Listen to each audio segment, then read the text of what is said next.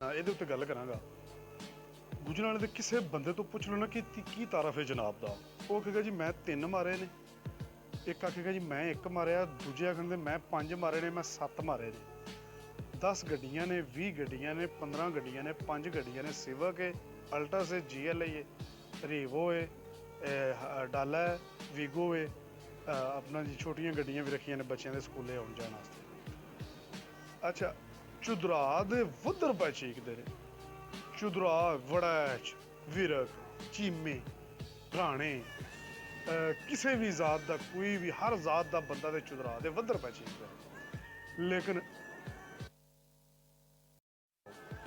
ਇਹ ਹੁਣ ਤੱਕ ਜਿਹੜੀ ਆਪਣੀ ਸੜਕ ਹੈ ਨਾ, ਇਹ ਆਪਣੀਆਂ ਸੜਕਾਂ ਨਹੀਂ ਸਹੀ ਚੱਜ ਨਾਲ ਬਣਵਾ ਸਕਦੇ। ਕੀ ਤੁਹਾਡੀ ਕ੍ਰੈਡੀਬਿਲਿਟੀ ਹੈ ਤੁਹਾਡੀ ਚੁਦਰਾ ਦੀ? ਕੀ ਤੁਸੀਂ 1.5 ਕਰੋੜ ਦੀ V8 ਰੱਖੀ ਹੈ? ਕੀ ਫਾਇਦਾ ਤੁਸੀਂ ਜੇ ਇਸੇ ਰੋਡ ਦੇ ਉੱਤੇ ਜਾਣਾ?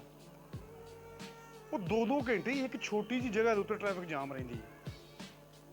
1 ਵੇ ਰੋਡ ਹੈ, ਟ੍ਰੈਫਿਕ ਇੱਕ ਸਾਈਡ ਤੇ ਚੱਲਦੀ ਪਈ ਹੈ, ਉੱਥੇ ਵੀ ਫਸੀ ਹੈ, ਔਰ ਉੱਥੇ ਵੀ ਖੱਡੇ ਨੇ। ਜਿੱਡੀ ਤੋਂ ਉੱਚੀ ਗੱਡੀ ਉਹ ਥੱਲੇ ਲੱਗ ਜਾਏਗੀ। ਔਰ ਚੁਦਰਾ ਦੇ ਨਾ ਪੁੱਛੋ ਗੱਲ, ਚੁਦਰਾ ਦੀ ਗੱਲ ਹੀ ਨਾ ਪੁੱਛੋ। ਇੰਨੀ ਕੁ ਚੁਦਰਾ ਤਾਰਫ ਇੰਜ ਦਾ ਹੋਵੇਗਾ, ਮੈਂ ਨਾ ਤੁਹਾਡੇ ਸੁਣ ਕੇ ਹੈਰਤ ਗੁੰਮ ਹੋ ਜਾਏਗੀ। ਤੁਸੀਂ ਅਹਿਸਾਸੇ ਕੰਪਨੀ ਦਾ ਸ਼ਿਕਾਰ ਹੋ ਜਾਓਗੇ ਕਿ ਗੁਜਰਾਂਵਾਲੇ ਦੇ ਬੰਦੇ ਤੇ ਬੜੀਆਂ ਬਲਾਈ ਨੇ।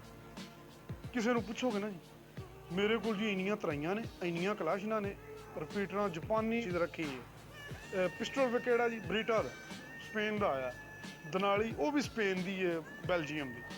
ਉਹ ਯਾਰ ਤੁਹਾਡੀ ਕ੍ਰੈਡੀਬਿਲਿਟੀ ਇਹ ਵੇ ਕਿ ਤੁਸੀਂ ਸੜਕ ਨਹੀਂ ਬਣਵਾ ਸਕੇ। ਉਹ ਸੜਕ ਬਣਵਾ ਹੀ ਨਹੀਂ ਸਕਦੇ ਤੁਸੀਂ। ਉਹ ਮੈਂ ਹੈਰਾਨ ਆ, 2 ਘੰਟੇ ਇੱਕ ਜਗ੍ਹਾ ਤੇ ਸਟੇਲ ਰਿਹਾ। ਪਤਾ ਨਹੀਂ ਤੁਸੀਂ ਏਡੀਆਂ ਗੱਡੀਆਂ ਤੇ ਏਡੀਆਂ ਸ਼ੋਆਂ ਕਾਹਦੇ ਵਾਸਤੇ ਨੇ? ਪੂਰੇ ਜ਼ਿਲ੍ਹੇ ਦੇ ਵਿੱਚ ਸਭ ਤੋਂ ਜ਼ਿਆਦਾ ਮਾਇਆ ਵਿਕਦੀ ਤੇ ਗੁਜਰਾਂਵਾਲੇ 'ਚ ਵਿਕਦੀ ਹੈ। ਸਭ ਤੋਂ ਜ਼ਿਆਦਾ ਪਰਚੇ ਹੁੰਦੇ ਨੇ ਦੁਸ਼ਮਣੀਦਾਰੀ ਦੇ, ਉਹ ਗੁਜਰਾਂਵਾਲੇ ਜ਼ਿਲ੍ਹੇ ਦੇ ਵਿੱਚ ਹੁੰਦੇ ਨੇ। ਉਹ ਕਿਹੜੀ ਤੁਹਾਡੀ ਐਸੀ ਚੁਦਰਾ ਦੀ ਕ੍ਰੈਡੀਬਿਲਿਟੀ ਹੈ? ਉਹ ਇੰਨੇ MP MLA ਨੇ ਉੱਤੇ, ਉਹ ਇੰਨੀਆਂ ਚੁਦਰਾਈ ਕਿਹੜੇ ਕੰਮ ਦੀਆਂ, ਜਦੋਂ ਤੁਸੀਂ ਆਪਣੇ ਰੋਡ ਹੀ ਨਹੀਂ ਠੀਕ ਕਰ ਸਕਦੇ? ਅਗਰ ਤੁਹਾਨੂੰ ਉੱਥੋਂ ਕੋਈ ਮਰੀਜ਼ ਆਪਣਾ ਲਿਜਾਣਾ ਪੈਂਦਾ ਹਸਪੀਟਲ ਦੇ ਵਿੱਚ, ਗੁਜਰਾਂਵਾਲੇ ਵਿੱਚ ਸ਼ਹਿਰ ਦੇ ਵਿੱਚ ਲਿਜਾਣਾ ਪੈਂਦਾ, ਤੁਸੀਂ ਕਿਵੇਂ ਲੈ ਕੇ ਜਾਓਗੇ? ਮੈਂ ਨਹੀਂ ਯਕੀਨ ਮੰਨਦਾ ਕਿ ਤੁਸੀਂ ਉਹਨਾਂ ਨੂੰ ਸ਼ਹਿਰ ਲੈ ਜਾਓਗੇ। ਉਹ ਰਾਹ ਦੇ ਵਿੱਚ ਹੀ ਮਰ ਜਾਏਗਾ। ਇੰਨੀਆਂ ਸੜਕਾਂ ਖਰਾਬ, ਲੱਦੇ ਵਾਲੇ ਵੜੈਚੇ ਦਾ ਤੁਸੀਂ ਹਿਸਾਬ ਲਾਓ। ਏਡੀ ਚੁਦਰਾ, ਏਡੇ ਲਾਲਾ, ਕੋਈ ਮੀਆਂ, ਕੋਈ ਵੜੈਚ, ਕੋਈ ਗਿੱਲ, ਕੋਈ ਫਲਾਣਾ, ਕੋਈ ਢਿੰਗੜਾ। ਉਹ ਤੁਹਾਡਾ ਕੀ ਫਾਇਦਾ ਤੁਹਾਡੀ ਚੁਦਰਾ ਦਾ? ਉਹ ਦੱਸੋ ਤੇ ਸਹੀ, ਤੁਸੀਂ ਵੈਸਕਟਾਂ ਪਾਈਆਂ ਨੇ ਕੱਪੜਿਆਂ ਦੇ ਉੱਤੇ, ਮਾਇਆ ਸਭ ਤੋਂ ਜ਼ਿਆਦਾ ਤੁਸੀਂ ਲਾਉਂਦੇ ਹੋ, ਤੁਹਾਡਾ ਕੀ ਫਾਇਦਾ? ਉਹ ਜੇ ਤੁਹਾਡੇ ਸ਼ਹਿਰ ਦੇ ਵਿੱਚੋਂ ਬੰਦਾ ਲੱਗ ਨਾ ਸਕੇ। ਤੁਸੀਂ ਤਤਲੇ ਵਾਲੀ ਦਾ ਰੋਡ ਜਿਹੜਾ ਉਹ ਚੈੱਕ ਕਰ ਲਓ, ਜਿਹੜਾ ਗੁਜਰਾਂਵਾਲੇ ਤੋਂ ਸ਼ੇਖੂਪੁਰੇ ਜਾਂਦਾ ਵਾਨ ਚੌਕ ਵਾਲਾ।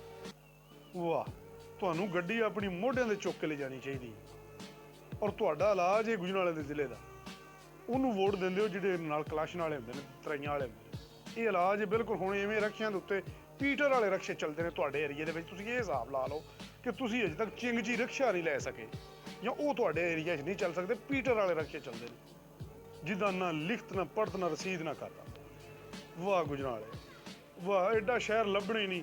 ਲਓ ਜੀ, ਏਸ਼ੀਆ ਦਾ ਸਭ ਤੋਂ ਗੰਦਾ ਤਰੀਨ ਸ਼ਹਿਰ ਹੈ ਜੀ ਗੁਜਰਾਂਵਾਲਾ। ਮੇਰੀ 50% ਰਿਸ਼ਤੇਦਾਰੀ ਜਿਹੜੀ ਉਹ ਗੁਜਰਾਂਵਾਲੇ ਸ਼ਹਿਰ ਦੇ ਵਿੱਚ।